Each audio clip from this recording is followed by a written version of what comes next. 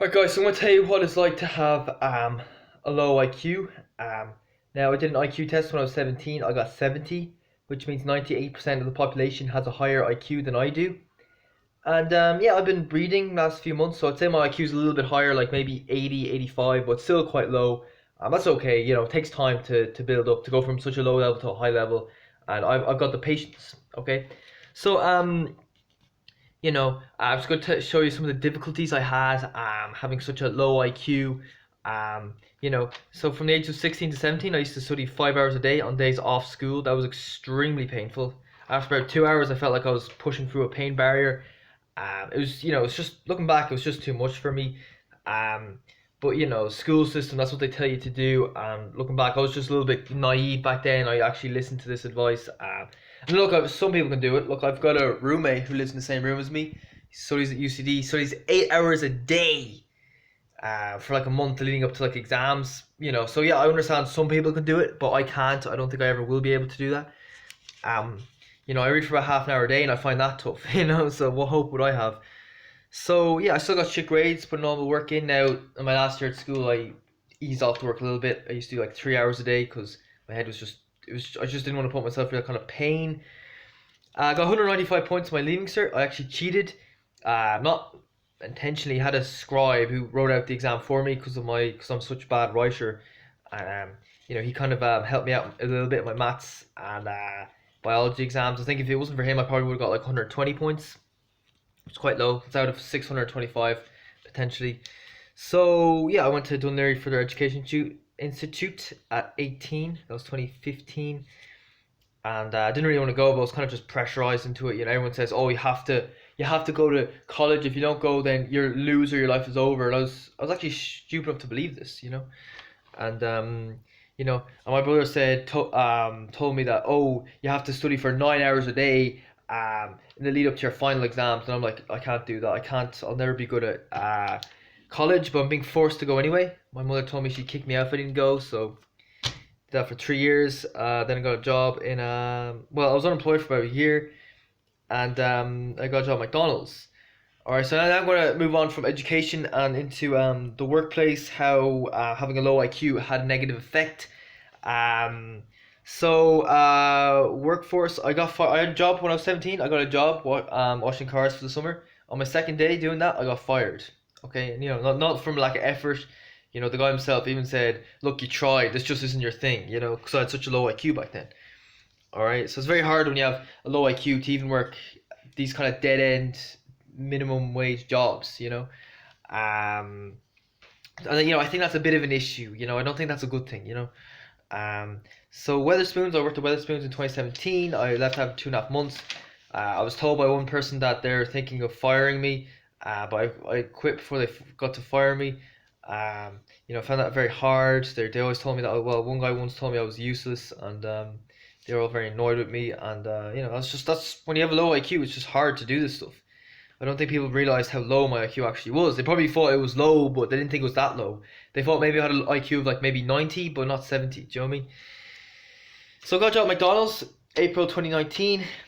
I found it extremely hard, extremely painful. One guy said to me, it took you about like 3 months to really get the hang of the job, but it takes most people like a week.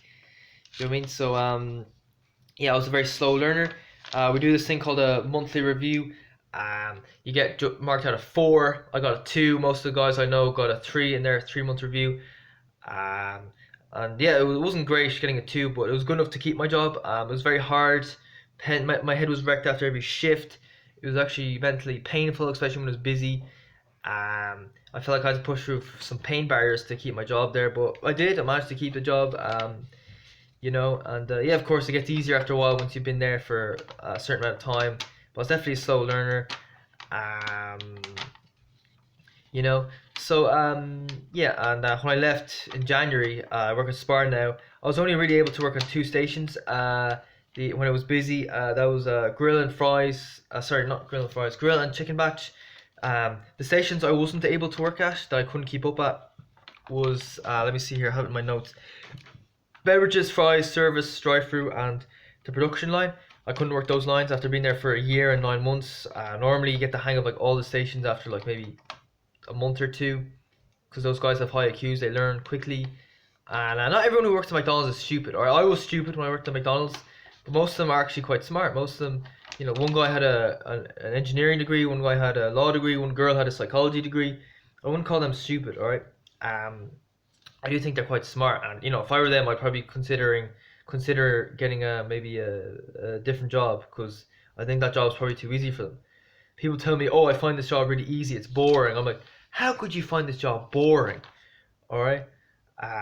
That's just the way it was, having low IQ anyway. The reason I had low IQ was because the school system pushed me too hard. All right. I used to, as I said before, I studied 5 hours a day. That's too much. And yeah, some people can do that. I can't. All right.